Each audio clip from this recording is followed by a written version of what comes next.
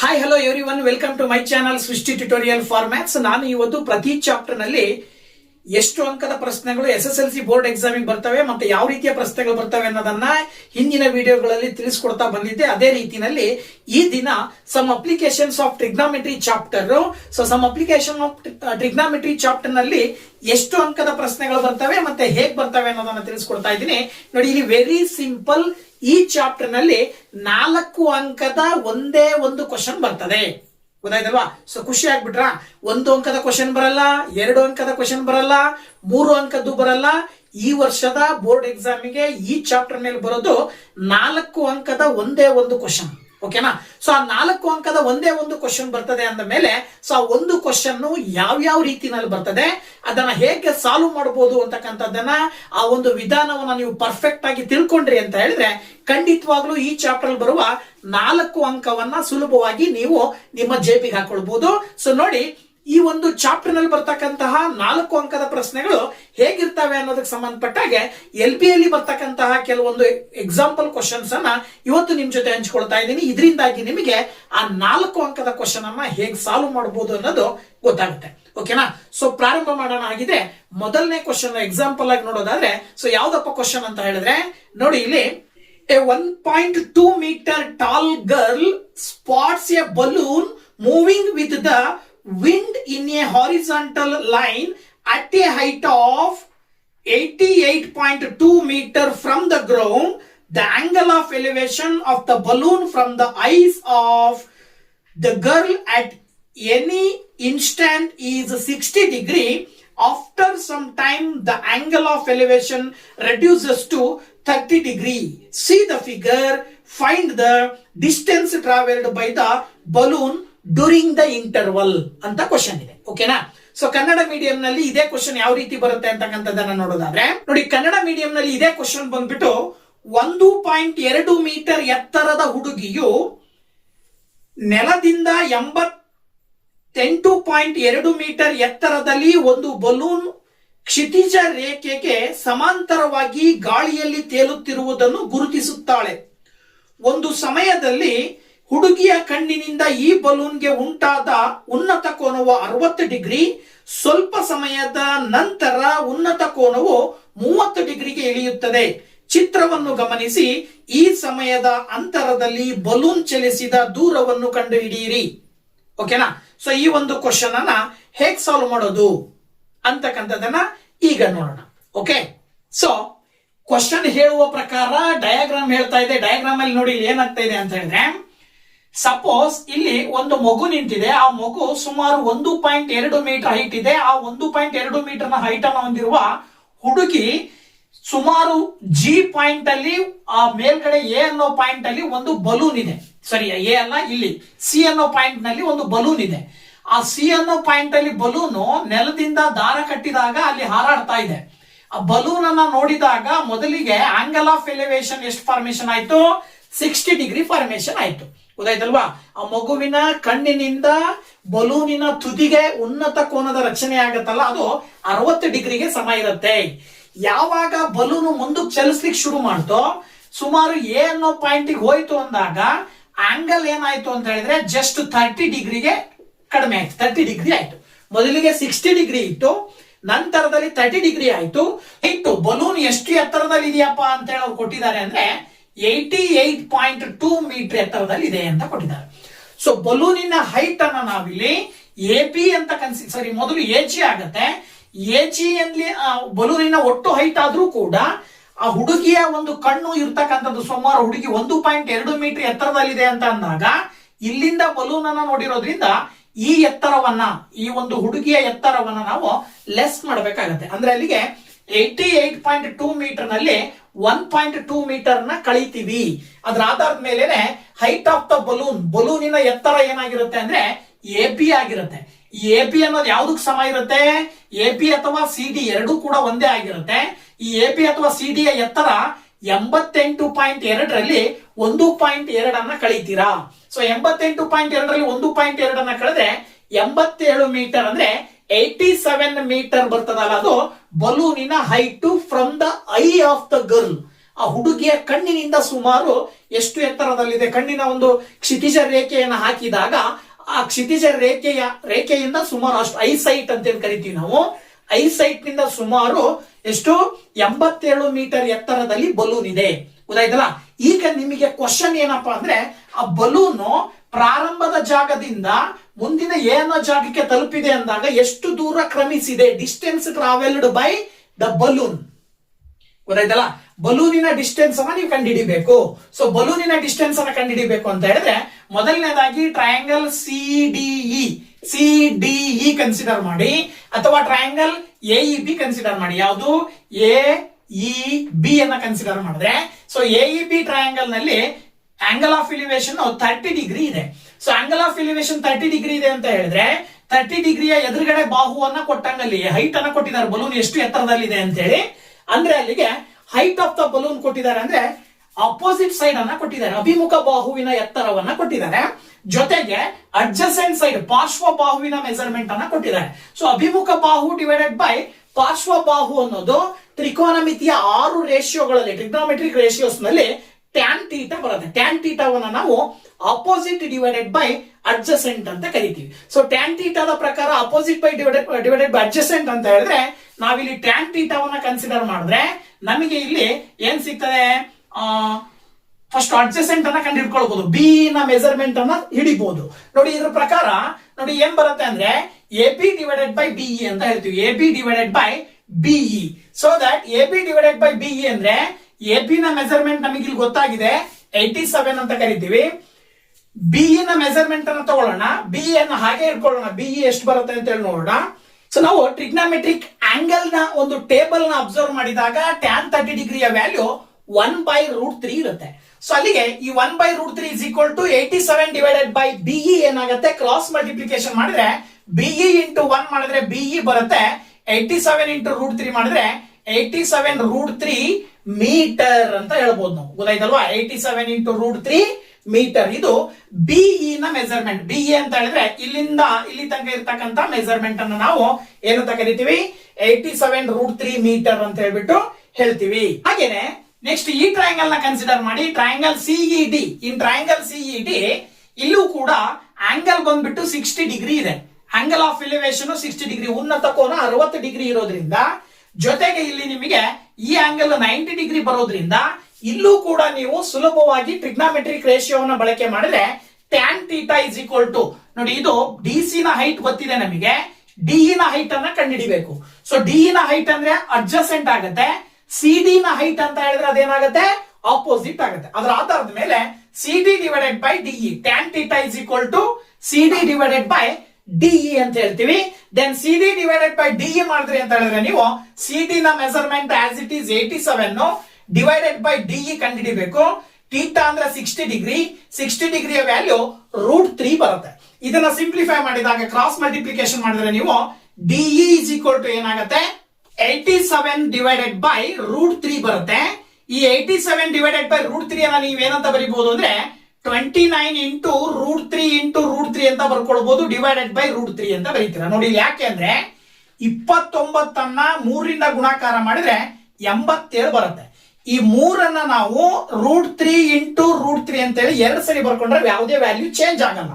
ಹಾಗಾಗಿ ನಾವು ಈ ರೀತಿ ಬರ್ಕೊಂಡ ನಂತರದಲ್ಲಿ ಸುಲಭವಾಗಿ ನಾವು ಡಿನಾಮಿನೇಟರ್ ನ್ಯೂಮರೇಟರ್ ಇರುವ √3 ಗಳನ್ನ ಕ್ಯಾನ್ಸಲ್ ಮಾಡಿದ್ರೆ ಫೈನಲ್ ಆನ್ಸರ್ 29√3 ಮೀಟರ್ ಬರುತ್ತೆ.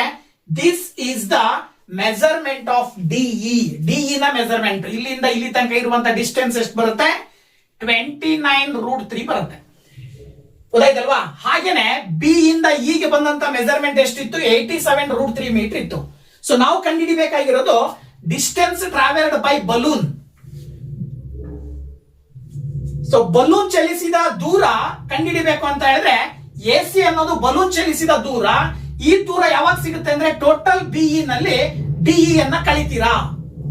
ಸೊ ಹಾಗೆ ಆ ಬಂದಂತ ವ್ಯಾಲ್ಯೂಸ್ ಅನ್ನ ಇಲ್ಲಿ ಸಬ್ಸ್ಟಿಟ್ಯೂಟ್ ಮಾಡಿದ್ರೆ ಬಿಇ ಅಂತ ಹೇಳಿದ್ರೆ ಎಷ್ಟು ಬಂದಿದೆ? 87√3 ಬಂದಿದೆ. ಮೈನಸ್ ಡಿಇ ಅಂತ ಹೇಳಿದ್ರೆ 29√3 ಬಂದಿದೆ. 87√3 ನಲ್ಲಿ 29√3 ಅನ್ನ ಕಳೆದ್ರೆ 58 ಮೀಟರ್ ಬರುತ್ತೆ. So this is the distance travelled by the balloon. ಪ್ರಾರಂಭದ ಜಾಗದಿಂದ ಸುಮಾರು 58 ಮೀಟರ್ ದೂರದವರೆಗೆ ಬಲೂನ್ ಚಲಿಸಿದೆ ಅನ್ನೋದನ್ನ ಈ ಒಂದು ಕ್ವಶನ್ ಗೆ ಆನ್ಸರ್ ಆಗಿ ನಾವು ಸುಲಭವಾಗಿ ಹೇಳಬಹುದು. ಓಕೆನಾ? ಹಾಗಿದ್ರೆ ಇನ್ನೊಂದು ಎರಡನೇ ಎಕ್ಸಾಂಪಲ್ ಆಗಿ ಮತ್ತೊಂದು ಕ್ವಶನ್ ನೋಡೋಣ. 4 ಅಂಕದ ಯಾವ ರೀತಿ ಬರ್ಬೋದು ಈ ಚಾಪ್ಟರ್ ಮೇಲೆ ಅಂತ ಹೇಳಿದ್ರೆ, ನೋಡಿ ಇಲ್ಲಿ, a pole and a tower are standing vertically on a level ground. The height of the pole is 6 meter and the angle of elevation to the top of the pole from the bottom of the tower is 30 degree. The angle of elevation to the top of the tower from the top of the pole is 60 degree as shown in the figure. Find the height of the tower CD. Also find the distance AC between the top of the pole and the top of the tower ಅಂತ ಕೊಟ್ಟಿದ್ದಾರೆ. ಓಕೆನಾ? So ಇದನ್ನ ಹೇಗೆ ಕಂಡುಹಿಡಿಯೋದು? ಇನ್ನು Kannada medium ನಲ್ಲಿ ಇದೇ question ಯಾವ ರೀತಿ ಇದೆ ಅಂತಕ್ಕಂಥದ್ದನ್ನ ನೋಡೋದಾದ್ರೆ, ನೋಡಿ, ಒಂದು ಕಂಬ ಮತ್ತು ಒಂದು ಗೋಪುರವು ಸಮತಟ್ಟಾದ ನೆಲದ ಮೇಲೆ ನೇರವಾಗಿ ನಿಂತಿವೆ. ಕಂಬದ ಎತ್ತರ 6 ಮೀಟರ್ ಮತ್ತು ಗೋಪುರದ ಪಾದದಿಂದ ಕಂಬದ ಮೇಲ್ತುದಿಗೆ ಇರುವ ಉನ್ನತ ಕೋನವು 30 ಡಿಗ್ರಿ ಆಗಿದೆ. ಕಂಬದ ಮೇಲ್ತುದಿಯಿಂದ ಗೋಪುರದ ಮೇಲ್ತುದಿಗೆ ಇರುವ ಉನ್ನತ ಕೋನವು ಚಿತ್ರದಲ್ಲಿ ತೋರಿಸಿದಂತೆ 60 ಡಿಗ್ರಿ ಆಗಿದೆ. ಗೋಪುರದ ಎತ್ತರವನ್ನು ಸಿಡಿ ಕಂಡುಹಿಡಿಯಿರಿ ಹಾಗೂ ಕಂಬದ ಮೇಲ್ತುದಿ ಮತ್ತು ಗೋಪುರದ ಮೇಲ್ತುದಿಗಿರುವ ದೂರವನ್ನು ಎಸಿ ಕಂಡುಹಿಡಿಯಿರಿ ಅಂತ ಕೇಳಿದ್ದಾರೆ. ಸೊ ಈ ಕ್ವಶನ್ ಅನ್ನ ಹೇಗೆ ಸಾಲ್ವ್ ಮಾಡೋದು ಅನ್ನೋದನ್ನ ನೋಡೋದಾದ್ರೆ, ಕ್ವಶನ್ ಹೇಳುವ ಆಧಾರದ ಮೇಲೆ ನೋಡಿ, ಇಲ್ಲಿ ಎಪಿ ಅನ್ನೋದು ಒಂದು ಕಂಬ, ಪೋಲಿನ ಹೈಟ್ 6 ಮೀಟರ್ ಇದೆ. ಹಾಗೇನೆ ಸಿಡಿ ಅಂತಕ್ಕಂಥದ್ದು ಒಂದು ಟವರ್ ಅಂದ್ರೆ ಗೋಪುರ. ಆ ಗೋಪುರದ ಎತ್ತರವನ್ನೇ ನೀವು ಕಂಡುಹಿಡಿಯಿರಿ ಅಂತ ಕೇಳಿರೋದು. ಜೊತೆಗೆ ಈ ಒಂದು ಕಂಬದ ತುದಿಯಿಂದ ಗೋಪುರದ ಪಾದಕ್ಕೆ ಆಂಗಲ್ ನೋಡಿದಾಗ ಆಂಗಲ್ ಆಫ್ ಡಿಪ್ರೆಷನ್ ಬಂದ್ಬಿಟ್ಟು 30 ಡಿಗ್ರಿ ಫಾರ್ಮೇಶನ್ ಆಗ್ತಾ ಇದೆ. ಜೊತೆಗೆ ಮತ್ತೆ ಅದೇ ಕಂಬದ ತುದಿಯಿಂದ ಗೋಪುರದ ತುದಿಯನ್ನು ಅಬ್ಸರ್ವ್ ಮಾಡಿದಾಗ ಆಂಗಲ್ ಆಫ್ ಎಲಿವೇಶನ್ ಫಾರ್ಮೇಶನ್ ಆಗುತ್ತೆ, that is equal to 60 degree.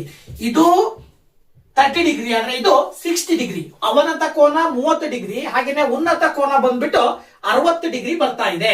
ಹಾಗಿದ್ದ ಮೇಲೆ ನೀವು ಏನ್ ಕಂಡುಹಿಡಿಬೇಕಂತೆ, ಕಂಬದ ತುದಿಯಿಂದ ಗೋಪುರದ ತುದಿಗಿರುವ ದೂರ ಎಷ್ಟು ಅನ್ನೋದು ಒಂದು ಕ್ವಶನ್, ಜೊತೆಗೆ ಗೋಪುರದ ಎತ್ತರ ಎಷ್ಟು ಅನ್ನೋದು ಇನ್ನೊಂದು ಕ್ವಶನ್. ಸೊ 2 ಕ್ವಶನ್ಗೆ ನೀವು ಆನ್ಸರ್ ನ ಹೇಳಬೇಕು.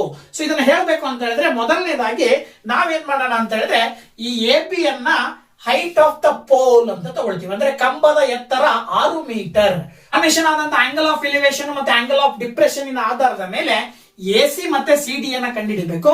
ಸೊ ಹೇಗೆ ಕಂಡುಹಿಡಿಯೋದು ಅಂತಕ್ಕಂಥದ್ದನ್ನ ನೋಡೋದಾದ್ರೆ, ಮೊದಲನೇದಾಗಿ ನಾವಿಲ್ಲಿ ಟ್ರಯಾಂಗಲ್ ಎಪಿಡಿ ಅನ್ನ ಕನ್ಸಿಡರ್ ಮಾಡಿದ್ರೆ, in triangle APD opposite side 30 degree angle ಇದಾಯ್ತು ಅಂದ್ರೆ ಇದರ ಎದುರುಗಡೆ ಬಾಹು ಅಪೋಸಿಟ್ ಅಭಿಮುಖ ಬಾಹು ಆಗುತ್ತೆ. ಇದ್ರ ಜೊತೆಗೆ ನಾವು ಬಿಡಿ ಅನ್ನ ಕಂಡುಹಿಡ್ಕೊಳ್ಬೇಕು. ಸೊ ಬಿಡಿ ಅನ್ನ ಕಂಡುಹಿಡ್ಕೊಂಡ್ವಿ ಅಂದ್ರೆ ಇಲ್ಲಿ ನೆಕ್ಸ್ಟ್ ನಾವು ಎಸಿ ಅನ್ನ ಫೈಂಡ್ ಔಟ್ ಮಾಡ್ಲಿಕ್ಕೆ ಹೆಲ್ಪ್ ಆಗುತ್ತೆ. ಇದರ ಆಧಾರದ ಮೇಲೆ ಬಿಡಿ ಕಂಡುಹಿಡ್ಕೊಳ್ಳಿಕ್ಕೆ ಅಭಿಮುಖ ಬಾಹು ಡಿವೈಡೆಡ್ ಬೈ ಪಾರ್ಶ್ವ ಬಾಹು ಅಂದ್ರೆ ಮತ್ತೆ ನಾವು ಟ್ಯಾನ್ ಥೀಟಾ ಅಂತ ಹೇಳ್ತೀವಿ. ಇದರ ಆಧಾರದ ಮೇಲೆ tan 30 degree is equal to AB by BD ಅಂತ ಅರ್ಥ ಆಗುತ್ತೆ.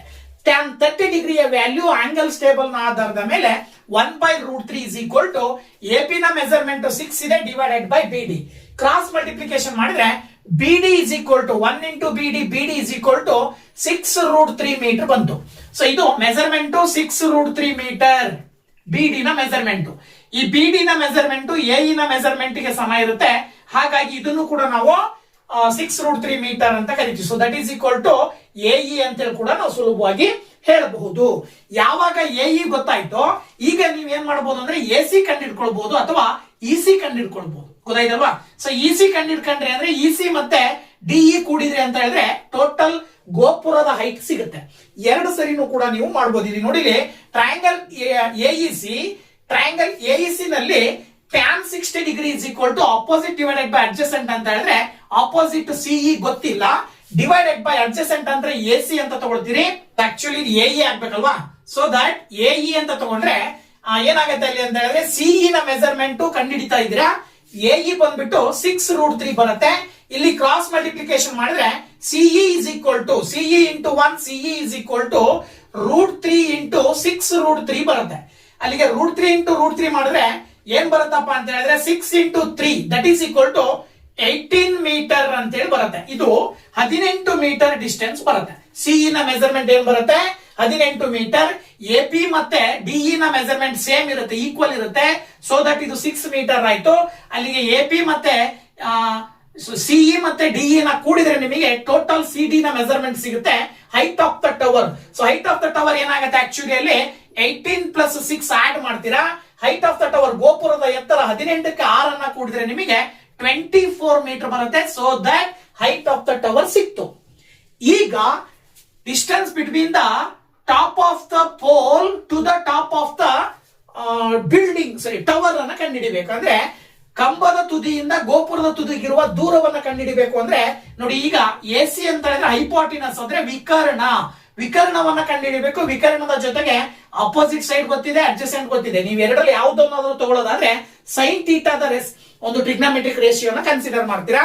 Sign 60 degree is equal to ಅಂತ ತಗೊಳ್ತೀರಿ, ಅಪೋಸಿಟ್ ಡಿವೈಡೆಡ್ ಬೈ ಹೈಪಾಟಿನಸ್ ಅಂದ್ರೆ CE divided by A C. ಅಲ್ಲಿಗೆ ಸೈನ್ 60 ಡಿಗ್ರಿಯ ವ್ಯಾಲ್ಯೂ √3 ಡಿವೈಡೆಡ್ ಬೈ 2 ಅಂತ ತಗೊಳ್ರಿ. ಹಾಗೇನೆ ಸಿಇ ನ ಮೆಜರ್ಮೆಂಟ್ ನಮಗೆ ಸಿಕ್ಕಿದೆ 18 ಡಿವೈಡೆಡ್ ಬೈ ಎ ಸಿ ಕಂಡುಹಿಡಿಬೇಕು. ಕ್ರಾಸ್ ಮಲ್ಟಿಪ್ಲಿಕೇಶನ್ ಮಾಡಿದ್ರೆ A C into √3 is equal to 18 into 2 ಆಗುತ್ತೆ. ಸೊ ಎ ಸಿ ಮಾತ್ರ ಬೇಕು ಅಂದ್ರೆ 18 ಅನ್ನ ನೀವು 3 ಇಂಟು 6 ಅಂತ ಗುಣಾಕಾರ ಮಾಡಿ ಬರ್ಕೊಳ್ರಿ. ಯಾಕೆ ಅಂತ ಹೇಳಿದ್ರೆ ನಾವು ಮುಂದಿನ ಹಂತದಲ್ಲಿ 3 ಅನ್ನ 2 ಸಾರಿ √3 ಇಂಟು √3 ಅಂತ ಬರ್ಕೊಳ್ಳಿ. 6 2 12 ಅಂತ ಬರ್ಕೊಳ್ರಿ divided by √3. Simply denominator numerator ನ ಕ್ಯಾನ್ಸಲ್ ಮಾಡಬೇಕಾಗಿರೋದ್ರಿಂದ ನಾವು ಆ ರೀತಿ ಬರ್ಕೊಳ್ತೀವಿ. ಅಲ್ಲಿಗೆ ಎ ಸಿ ನ ಮೆಜರ್ಮೆಂಟ್ ಏನ್ ಬರುತ್ತೆ 12√3 ಮೀಟರ್ ಬರುತ್ತೆ. ಇದು distance between the top of the pole to the top of the tower ಆಗಿರುತ್ತೆ. ಅಂದ್ರೆ ಕಂಬದ ತುದಿಯಿಂದ ಗೋಪುರದ ತುದಿಗಿರುವ ದೂರ 12 ಎ ಸಿ ಅಂತ ಹೇಳ್ತೀವಿ ನಾವು. ಆ ಎ ಸಿ ಯ ಮೆಜರ್ಮೆಂಟ್ ಎಷ್ಟು ಬರುತ್ತೆ 12√3 ಮೀಟರ್ ಅಂದ್ರೆ 12√3 ಮೀಟರ್ ಬಂತು. ಓಕೆನಾ? ಸೊ ಈ ರೀತಿ ನಾವು ಸುಲಭವಾಗಿ ಈ ಪ್ರಶ್ನೆಗೂ ಕೂಡ ಆನ್ಸರ್ ನ ಹೇಳಬಹುದು. ಎಕ್ಸಾಂಪಲ್ ಇನ್ನೊಂದು ಕ್ವಶನ್ ಅನ್ನ ನೋಡೋಣ, ಏನ್ ಹೇಳ್ತಾ ಇದೆ ಇಲ್ಲಿ ಅಂತ ಹೇಳಿದ್ರೆ ನೋಡಿ, ಇಲ್ಲಿ A tower and A building R standing vertically on a level ground.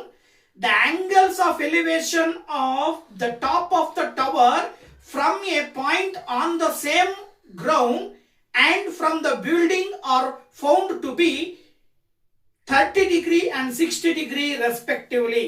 If the distance of the point from the foot of the tower is 30√3 meter and height of the building is 10 meter, then find the distance between the foot of the tower and building and also the distance between their tops ಅಂತ ಕೇಳಿದ್ದಾರೆ. ಓಕೆನಾ? So Kannada medium ನಲ್ಲಿ ಹೇಳ್ತೀನಿ, ಇದನ್ನ ಏನ್ ಹೇಳ್ತಾ ಇದೆ ನೋಡಿ ಇಲ್ಲಿ. ಒಂದು ಗೋಪುರ ಮತ್ತು ಕಟ್ಟಡವು ಸಮತಟ್ಟಾದ ನೆಲದ ಮೇಲೆ ನೇರವಾಗಿ ನಿಂತಿವೆ. ನೆಲದ ಮೇಲಿನ ಒಂದು ಬಿಂದುವಿನಿಂದ ಹಾಗೂ ಕಟ್ಟಡದ ತುದಿಯಿಂದ ಗೋಪುರದ ತುದಿಗೆ ಉನ್ನತ ಕೋನಗಳು ಕ್ರಮವಾಗಿ 30 ಡಿಗ್ರಿ ಮತ್ತು 60 ಡಿಗ್ರಿ ಆಗಿವೆ. ಗೋಪುರದ ಪಾದದಿಂದ ಬಿಂದುಗಳಿಗಿರುವ ದೂರ 30√3 ಮೀಟರ್ ಹಾಗೂ ಕಟ್ಟಡದ ಎತ್ತರವು 10 ಮೀಟರ್ ಆದರೆ ಗೋಪುರದ ಮತ್ತು ಕಟ್ಟಡದ ಪಾದಗಳ ನಡುವಿನ ದೂರ ಹಾಗೂ ಗೋಪುರ ಮತ್ತು ಕಟ್ಟಡದ ತುದಿಗಳ ನಡುವಿನ ದೂರವನ್ನು ಕಂಡುಹಿಡಿಯಿರಿ ಅಂತ ಕೇಳಿದ್ದಾರೆ. ಸೊ ಇದನ್ನ ಹೇಗೆ ಸಾಲ್ವ್ ಮಾಡೋದು ಅಂತಕ್ಕಂಥದ್ದನ್ನ ಈಗ ನೋಡೋದಾದ್ರೆ, ಸೊ ಓಕೆ, ಸೊ ನೋಡಿ ಕ್ವಶನ್ ಹೇಳೋ ಪ್ರಕಾರ ಇಲ್ಲಿ ಡಿಇ ಅನ್ನೋದು ಹೈಟ್ ಆಫ್ ದ ಬಿಲ್ಡಿಂಗ್, ಹಾಗೇನೆ ಎ ಪಿ ಅನ್ನೋದು ಹೈಟ್ ಆಫ್ ದ ಟವರ್, ಜೊತೆಗೆ ಸಿ ಅನ್ನುವಂತ ಪಾಯಿಂಟ್ ಇಂದ ಟವರ್ ನ ಹೈಟ್ ಅನ್ನು ನೋಡಿದಾಗ angle of elevation 30 degree formation ಆಗುತ್ತೆ. ಅದೇ ರೀತಿ ಟಾಪ್ ಆಫ್ ದ ಬಿಲ್ಡಿಂಗ್ ಇಂದ ಟವರಿನ ಟಾಪ್ ಅನ್ನು ಅಬ್ಸರ್ವ್ ಮಾಡಿದ್ರೆ ಅಲ್ಲೂ ಕೂಡ angle of elevation 60 degree formation ಆಗುತ್ತೆ. ಹಾಗಿದ ಮೇಲೆ ಟವರ್ ಮತ್ತೆ ಬಿಲ್ಡಿಂಗಿನ ಮಧ್ಯೆ ಇರುವ ಡಿಸ್ಟೆನ್ಸ್ ಎಷ್ಟು ಅನ್ನೋದು ಕೇಳಿದ್ದಾರೆ, ಬಿಇ ಕೇಳಿದ್ದಾರೆ. ಜೊತೆಗೆ ಟವರ್ ನ ತುದಿಯಿಂದ ಬಿಲ್ಡಿಂಗಿನ ತುದಿಗಿರುವ ಡಿಸ್ಟೆನ್ಸ್ ಎಡಿ ಅನ್ನ ಕಂಡುಹಿಡಿಯಿರಿ ಅಂತ ಕ್ವಶನ್. ಈ ಕ್ವಶನ್ ಅನ್ನ ಕಂಡುಹಿಡಿಬೇಕು ಅಂತ ಹೇಳಿದ್ರೆ ಮೊದಲು ಸಿ ಅನ್ನೋ ಪಾಯಿಂಟ್ ಇಂದ ತುದಿಯನ್ನ ಟವರ್ ನ ತುದಿಯನ್ನ ನೋಡಿದಾಗ ಫಾರ್ಮೇಶನ್ ಆಗುವ ಆಂಗಲ್ 30 ಡಿಗ್ರಿ. ಜೊತೆಗೆ ಬಿ ಅನ್ನೋ ಪಾಯಿಂಟ್ ಇದೇನಿದು ಫೂಟ್ ಆಫ್ ದ ಟವರ್ ಇಂದ ಪಾಯಿಂಟ್ ಸಿ ಇರುವ ಡಿಸ್ಟೆನ್ಸ್ 30√3 ಮೀಟರ್ ಅಂತ ಕೊಟ್ಟಿದ್ದಾರೆ. ಇದರ ಆಧಾರದ ಮೇಲೆ ಇಲ್ಲಿ ನೀವು ಅಡ್ಜಸೆಂಟ್ ಇದೆ, ಜೊತೆಗೆ ಎ ಪಿ ನ ನೀವು ಕಂಡುಹಿಡ್ಕೊಳ್ಬೇಕು. ಅದರ ಆಧಾರದ ಮೇಲೆ ನೀವು opposite divided by adjacent tan ಥೀಟಾವನ್ನು ಅಬ್ಸರ್ವ್ ಮಾಡಿ. ಇಲ್ಲಿ triangle ABC, in triangle ABC tan theta is equal to A B opposite divided by B C adjacent ಆಗುತ್ತೆ. ಇದರ ಆಧಾರದ ಮೇಲೆ ಟ್ಯಾನ್ ಥೀಟಾದ ವ್ಯಾಲ್ಯೂ 30 ಡಿಗ್ರಿ ತಗೊಂಡ್ರೆ A P divided by B C ನ ಮೆಜರ್ಮೆಂಟ್ ಅವರೇ ಕೊಟ್ಟಿದ್ದಾರೆ 30√3. ಈಗ ಟ್ಯಾನ್ 30 ಡಿಗ್ರಿಯ ವ್ಯಾಲ್ಯೂ 1/√3 ಆಗುತ್ತೆ. ಕ್ರಾಸ್ ಮಲ್ಟಿಪ್ಲಿಕೇಶನ್ ಮಾಡಿಬಿಟ್ರೆ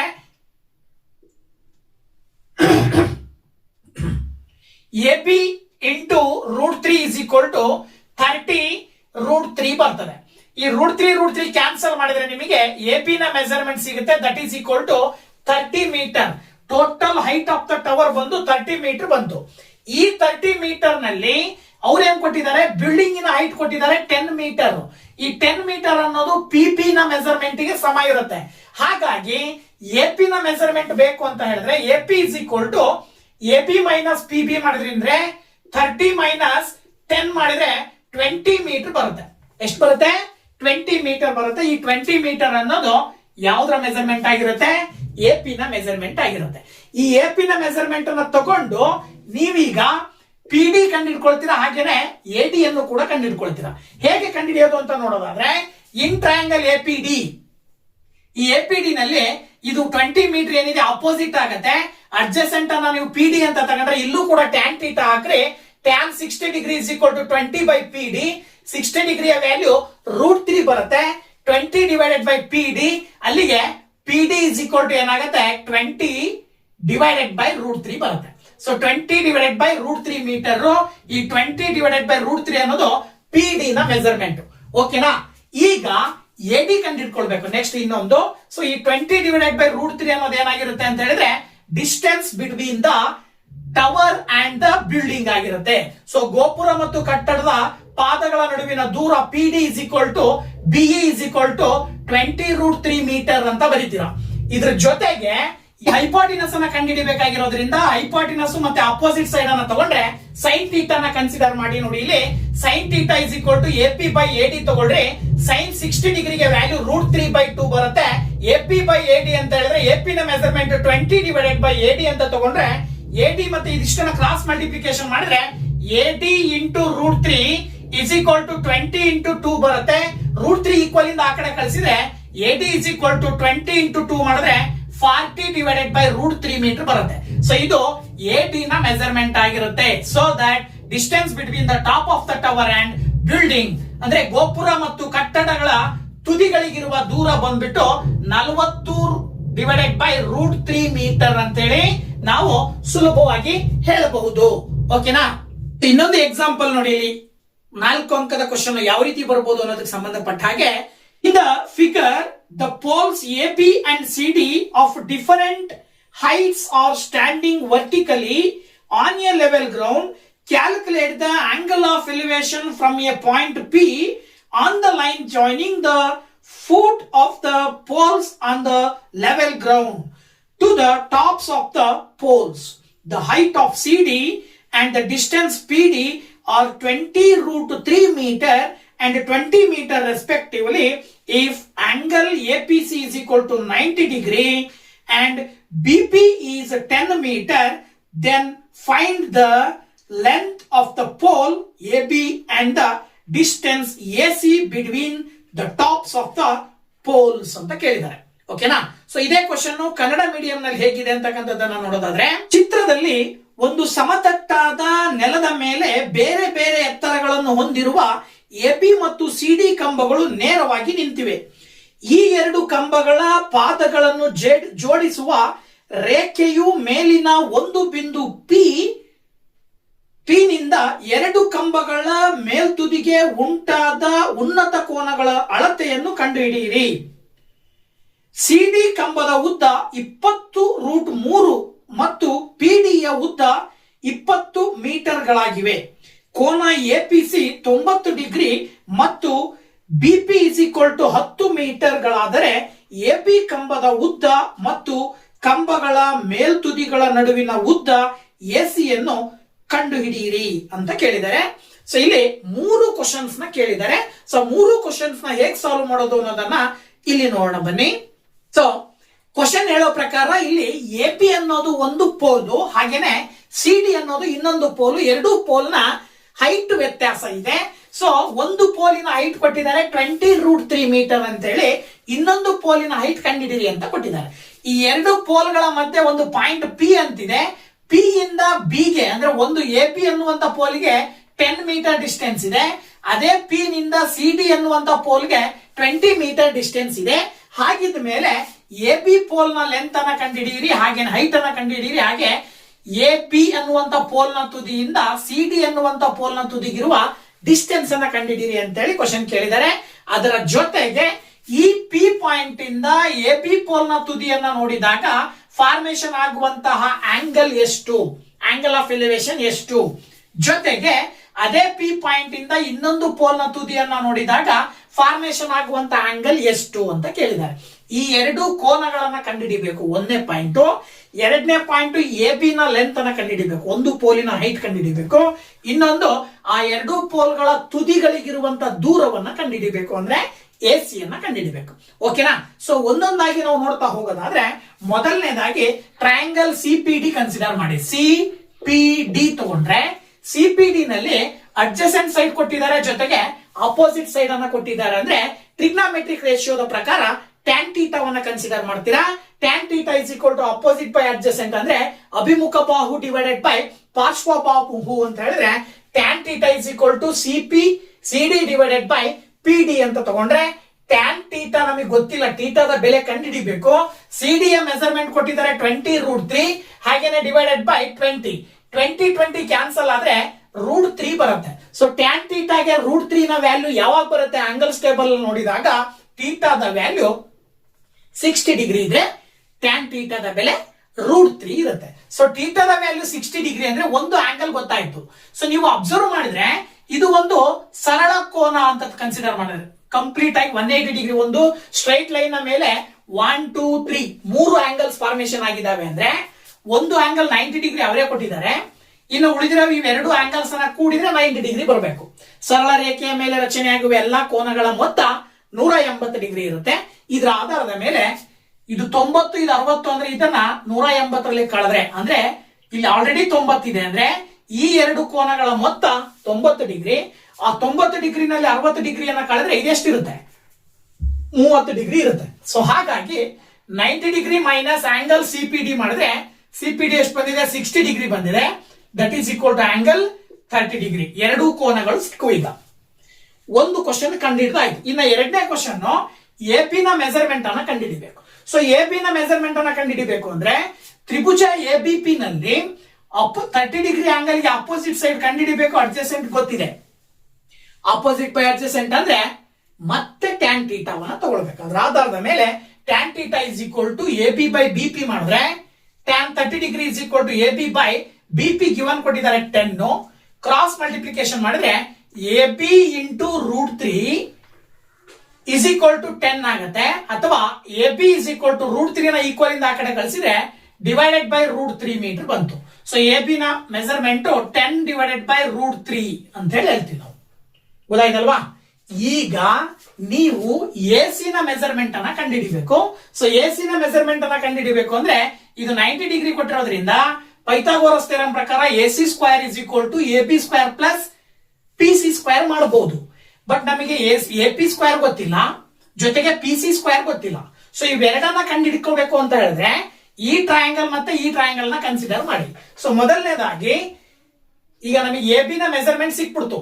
height of the pole A B is equal to 10 divided by √3 metre ಅಂತ ಹೇಳಿ ಬರಿತೀವಿ.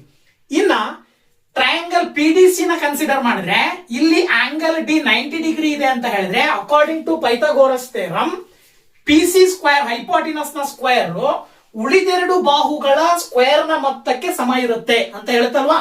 ಇದರ ಆಧಾರದ ಮೇಲೆ P C square is equal to P D square plus D C square ಅಂತ ಹೇಳ್ತೀವಿ, ಅಥವಾ ಸಿ ಡಿ ಸ್ಕ್ವೇರ್ ಅಂತ ಹೇಳ್ತೀವಿ. ವ್ಯಾಲ್ಯೂ ಸಬ್ಸ್ಟಿಟ್ಯೂಟ್ ಮಾಡ್ರಿ. ಪಿ ಡಿ ಅಂತ ಹೇಳಿದ್ರೆ 20 ಸ್ಕ್ವೇರ್ ಪ್ಲಸ್ ಸಿ ಡಿ ಅಂತ ಹೇಳಿದ್ರೆ 20√3 ಸ್ಕ್ವೇರ್. ಸೊ 20 ಸ್ಕ್ವೇರ್ ಮಾಡಿದ್ರೆ 400 ಬರುತ್ತೆ. ಇಲ್ಲಿ 20 ಅಂದ್ರೆ 400, √3 ನ ಸ್ಕ್ವೇರ್ ಮಾಡಿದ್ರೆ 3 ಬರುತ್ತೆ. ಅಲ್ಲಿಗೆ 400 ಪ್ಲಸ್ 400 ಇಂಟು 3 ಮಾಡಿದ್ರೆ 1200 ಬಂತು. So that P C square ನ ವ್ಯಾಲ್ಯೂ ಏನ್ ಬರ್ತಾ ಇದೆ? 1600 ಬರ್ತಾ ಇದೆ. ಅದನ್ನ ಈಕ್ವೇಶನ್ ನಂಬರ್ 1 ಅಂತ ತಗೊಳ್ರಿ. ಪಿ ಸಿ ನ ವ್ಯಾಲ್ಯೂ ಸಿಕ್ತು. ಅದೇ ರೀತಿ in triangle A B C ಏನಾಗುತ್ತೆ A P square sorry in triangle A B P square is equal to A P square plus B P square ಅಂತ ತಗೊಂಡ್ರೆ ಎ ಪಿ ಸ್ಕ್ವಯರ್ ನ value ಏನಾಗುತ್ತೆ ಇಲ್ಲೂ ಕೂಡ ಎ ಪಿ ಅಂತ ಹೇಳಿದ್ರೆ 10/√3 whole square plus B P ಅಂತ ಹೇಳಿದ್ರೆ 10 ಸ್ಕ್ವಯರ್. ಅಲ್ಲಿಗೆ A P square is equal to 10 ಅಂತ ಹೇಳಿದ್ರೆ 100/√3 ಗೆ ಸ್ಕ್ವಯರ್ ಮಾಡಿದ್ರೆ ಬರೀ 3 ಬರುತ್ತೆ ಪ್ಲಸ್ 100. ಇವೆರಡಕ್ಕೂ ನೀವು ಎಲ್ ಸಿ ಎಂ ತಗೊಂಡ್ರಿ ಅಂದ್ರೆ ಕೆಳಗಡೆ 3 ಬರುತ್ತೆ. 3 1s are 3, 100 1s are 100, 1 3s are 3, 100 3s are 300. ಅಲ್ಲಿಗೆ 300 ಪ್ಲಸ್ 100 ಮಾಡಿದ್ರೆ 400 ಬರುತ್ತೆ. ಸೊ ಇದನ್ನ ಈಕ್ವೇಶನ್ ನಂಬರ್ 2 ಅಂತ ತಗೊಳ್ರಿ.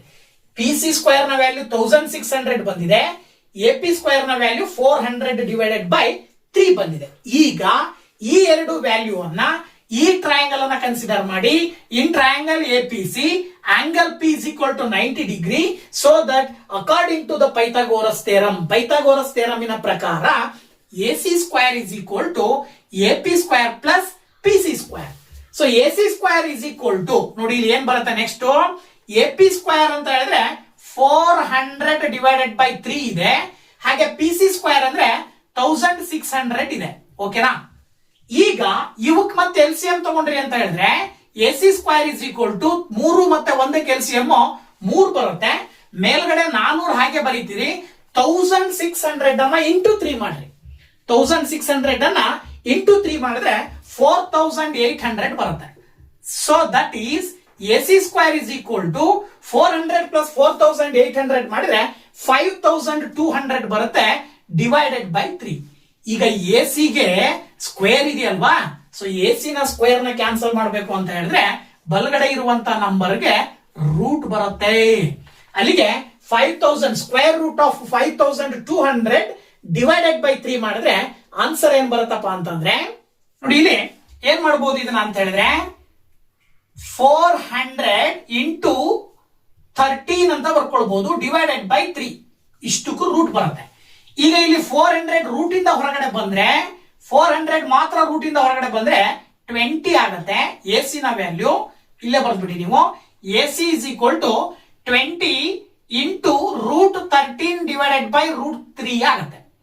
ಅಥವಾ ಇಲ್ಲಿರುವಂತಹ ಡಿನಾಮಿನೇಟರ್ ನ ರೂಟ್ ಅನ್ನ ಕ್ಯಾನ್ಸಲ್ ಮಾಡಬೇಕು ಅಂತ ಹೇಳಿದ್ರೆ ಇದಿಷ್ಟು ನ್ಯೂಮರೇಟರ್ ಡಿನಾಮಿನೇಟರ್ ಅನ್ನ √3 ಇಂದ ಮಲ್ಟಿಪ್ಲೈ ಮಾಡ್ರಿ. √3 ಇಂದ ಮಲ್ಟಿಪ್ಲೈ ಮಾಡಿದ್ರಿ ಅಂತ ಹೇಳಿದ್ರೆ 20/3 √3 ಇಂಟು √3 ಮಾಡಿದ್ರೆ 3 ಬರುತ್ತೆ. ಇಂಟು 13 ಇಂಟು 3 ರೂಟ್ ಒಳಗಡೆ ಇರೋದನ್ನ ಮಲ್ಟಿಪ್ಲೈ ಮಾಡಿ √13 ಇಂಟು 3 ಮಾಡಿದ್ರೆ √39 ಬರ್ತದೆ. That is the value of AC. ಅಂದ್ರೆ 20 ಡಿವೈಡೆಡ್ ಬೈ 3 ಇಂಟು √39 ಮೀಟರ್ ಅಂತ ಬರ್ತದೆ.